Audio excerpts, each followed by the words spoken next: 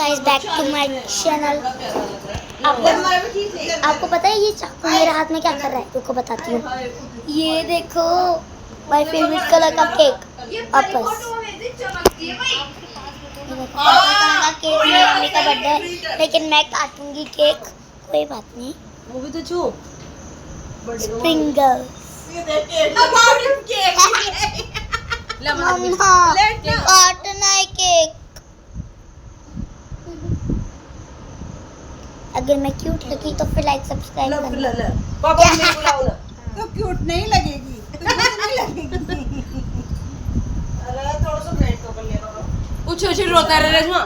क्या ठीक है आती ना माने भी। अरे दो दो छोरा छुड़ाएंगे, मैं अभी तीन तीन छुड़ाएंगे। देख हाय हाय देख और फोटो आ रहा है जो ले परिमा को लेना। मुझे अरे परी और भी फोटो ले और भी से बना। दादा पार्टी मैं खास होगा 2 मिनट। बर्थडे तो मारो चलिए नाड़ी फोटो ये रहा नक्की भाई हाय कर रहा है। वो कैसे ना रहो जी ए गिराएगा क्या केक? पापा ने बुलाओ लो गाइस ज्योति पाते कम चाओ जी मत बोल मैं डालूंगा वीडियो में, तू बोलती ना। हैप्पी बर्थडे मम्मा। Happy birthday. ले ले ले हटना भी दो।